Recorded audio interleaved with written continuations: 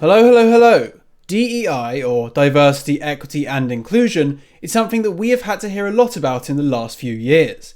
It is the deliberate mass hiring and promotion of nominally underprivileged people, aka anyone not white, straight, male or masculine, to positions they frankly don't deserve. Arguably, this is something that has been going on for decades, since the civil rights movement in the case of America, which has also been paired with mass immigration, something I will talk about in the next video. In any case, whilst it may seem superficially that Britain has an Equality Act designed to protect against discriminatory hiring and promotion practices, and Donald Trump has supposedly stopped affirmative action, the reality is that these practices are continuing and will continue for the foreseeable future, albeit under a different name if deemed necessary. But why do this? Why would you deliberately promote and hire people who are not best suited for the job? Why would you go to such efforts to do this even when you pretend otherwise? Well, you'll have to watch this video to find out. And no, neither ethnic nor political revenge is the real answer.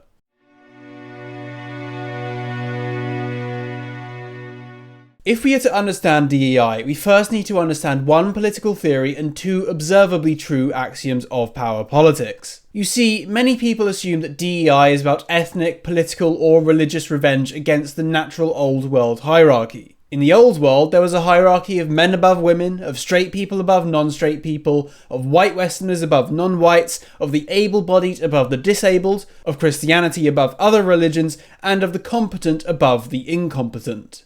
Many revolutionary modern ideologies that have sought to upturn and destroy the old world have tried to turn these hierarchies on their head and or sought to totally equalise society by bringing the top and middle down to the level of the bottom. It is thus easy to think that DEI is the revenge of the underprivileged against the privileged, of black and brown against white, of woman against man, of gay against straight, and of freak against normality. To be fair to those who do believe this, there are indeed many people who think in this way, and it's not wrong to point that out. However, I don't think that's the driving force in this case, as explained by the first axiom. With few exceptions, regimes do not act emotionally, but only ever act to increase their own power.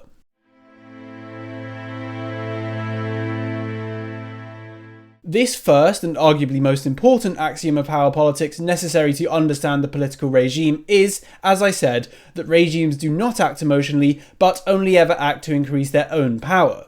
Through this fact, one understands that bigger picture things are not personal, that the regime does not care about you, and that regimes are only ever out for themselves. As such, your response to any regime policy should in turn no longer be emotional and instead go straight to calculating why the regime is doing what it's doing and how it benefits them. No, Keir Starmer and Rachel Reeves don't simply hate the farmers, but instead want the populace to be dependent on very precarious international food supply chains that could easily be controlled by the central government and rationed out when the need arises. No, the regime does not hate small businesses, but instead prefers to empower big businesses which are easier for the government regime to influence and control. No, Boris Johnson was not hopelessly naive about mass immigration, but instead wanted the mass import of cheap labour and masses of new consumers to enrich the capitalist elites who benefit from a Deliveroo economy. And finally, no, it's not that the quote-unquote woke mob wants revenge against Whitey, but instead it was a tool used to increase regime power and severely diminish the power of the native populace. Okay, so DEI is meant to empower the regime, but how does it do this? As anyone with a brain knows, if you select for anything other than pure merit, then competence will decline. So in what possible way does having a country run by incompetent minorities help the country's ruling elite? For the answer to that question, we need to take a look at the theory seen in the Bolshevik Revolution: Leninism.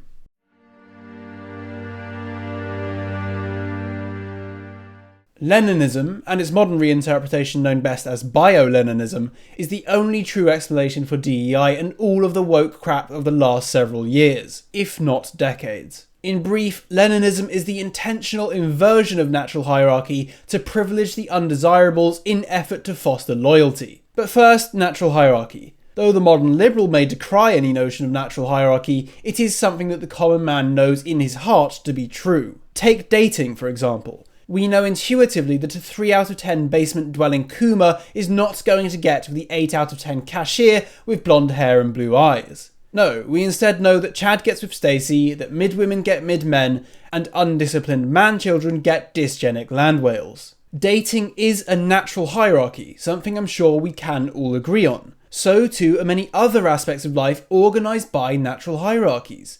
The intelligent should naturally outperform the dumb, and the strong should naturally outperform the weak. It might at first make sense then that if you want to lead a revolution, you should want the intelligent and the strong.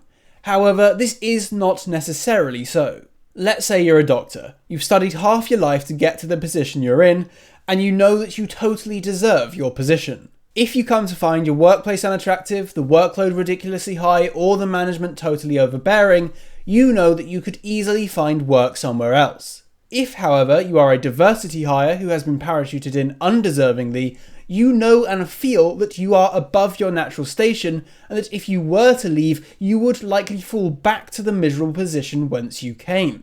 Thus, you do not leave. You take the bullshit from management. You put up with things and remain loyal to your benefactors. And so, Vladimir Lenin, seeking to create a movement of people who would not challenge his rule, recruited from the absolute dregs of society and placed them in high stations. Gender freaks, sexual degenerates, violent criminals, oppressed ethnic minorities, the mentally retarded, and anyone else at the base bottom of society were plucked up and privileged, placed in positions they know in their hearts they did not deserve, and given everything to lose, protected by Lenin himself, who could at any time return them to the misery from which they came and would naturally belong. Thus, their loyalty was never in question. They knew what they stood to lose, and they did all that was asked of them to protect what they had been given. If they had been competent and deserving, they would have known that they could have always found something else. But they were instead incompetent and undeserving, and knew that there was nothing else for them, only that which Lenin had granted them and could take away at any moment, which of course he later did. Learning from this, the modern liberal regimes of the post-war world order sought to create their own version of Leninism, refined for the modern day. This new Leninism, biological Leninism, seeks to privilege the undesirables in much the same way. Everyone from homosexuals, transsexuals, ethnic minorities, the disabled, the foreign, the weak of body and will, and the mentally retarded, all of whom would usually be at the bottom of society, is instead promoted, privileged, selected for, and celebrated. These people, like the undesirables of Lenin's time, know that in any normal society they would normally be at the bottom. Thus, it becomes their imperative to stay loyal to and promote those regimes which are propping them up. I know that not everyone will be convinced by this, but ask yourselves, why did the diversity, equity and inclusion policies of America discriminate most against people of East Asian heritage, despite said people also being a minority ethnic group that experienced the history of oppression in America? It's because it was never about oppression, it was never about righting historical wrongs, but it has only ever been about control. But what about equality? Is D.E.I. not an effort to equalise society by acting against natural talent? Is equity, the principle of equal outcomes, not literally in the name? Well, no, it's not about that. However, that does bring us nicely on to the last axiom, the excuse by which regimes justify their policies. Ideology is the post hoc rationalisation of power.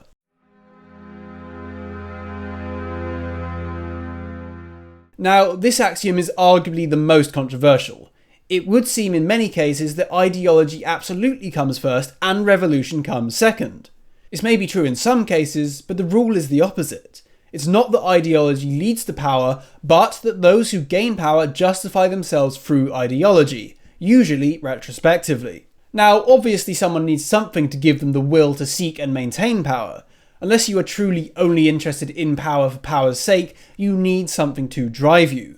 However, such justifications can always be found outside of ideology. In the case of modern liberal regimes which are ultimately oligarchic in nature and in support of capitalist merchant elites, the actual cause for the desire for power is simply money and power in and of themselves. Every justification given by the liberal regimes other than this is frankly BS. Indeed, as academic Agent puts it, all power justifies itself through the simple formulation of BS, BS, BS, BS, therefore we should rule. And so I wouldn't quite say that this is obvious, but when you bear this frame in mind, it becomes increasingly noticeable that all mainstream politics, including wokeness, is simply a justification for this or that regime policy. And so too, by the way, does this BSBS, therefore we should rule frame completely nullify any effort to convince the regime that they're doing the wrong thing through political persuasion. Like, no, they know exactly what they're doing, they're not idiots, they're just evil. Anyway, we see that making the nation dependent on welfare is framed as basic decency, that encouraging the deindustrialization of every major Western country other than America through the raising of absurdly high energy prices is framed as combating climate change, that the totalitarian policing of offensive language on the internet is framed as a compassionate effort to improve mental health, that flooding the country of foreigners is seen as giving back to the historically oppressed, improving diversity, boosting the economy, and finding the best people for the job, and lastly, the diversity, equity, inclusion, and the whole woke grift is an effort to make a fairer, more diverse, and more welcoming society that works for everyone. But this is, of course, all bullshit. Does anyone seriously believe that Lenin, Stalin, Mao, Pol Pot, Mugabe, or Mandela seriously set out to create fair and equal societies wherein the peasants collectively owned the means of production? Does anyone seriously believe Uber, MasterCard, ExxonMobil, Microsoft, and BlackRock truly care about LGBT rights? Does anyone seriously believe the owners of small parcels of land were sent to gulags because they were too high class? No, it's all bullshit and always has been. Look, whether or not intersectional theory, queer theory, feminist theory, Marxism, or anything else spat out by the left were created as sincere academic political ideas, they are simply taken up by the regime and pushed by the regime to promote whatever it is the regime really wants to do. All of it is naught but a post hoc rationalisation of power and especially policy. And so too, by the way, are nominally competing ideologies allowed to be kept in the public debate, such that any new leader can be cycled in to push the policies that those ideologies are supposed to promote. The truth that we must all become aware of is that ideology is always a lie to justify power. These are the tools the regimes use to convince decent, hard-working, compassionate Western white people to advocate for things that bring about their own decline and eventual demise. Evil is far easier to get away with when you tell people it's actually something good. But I beg you, wake up to the lies. Wake up to the real nature of power. Wake up to the fact that the regime is not emotional, but only ever acts to further its own goals. Wake up to the fact that D.E.I. is designed to replace you with people who do not belong and whose loyalty is guaranteed by the knowledge of their own incompetence. Wake up to the fact that our evil regimes fear your competence. You are being replaced. Wake the fuck up. In the meantime, I thank you for watching. There is only so much I can talk about something before most of the viewers drop off, but if you are interested in learning more about the concept of Bio-Leninism, I do encourage you to read more about it online. Alternatively, I have many other videos in this style, with many more to come. If you want, I have a Buy Me a Coffee page where you can support me directly, but beyond just that, any support is appreciated. As such, and as always, please like, subscribe, and God save the King.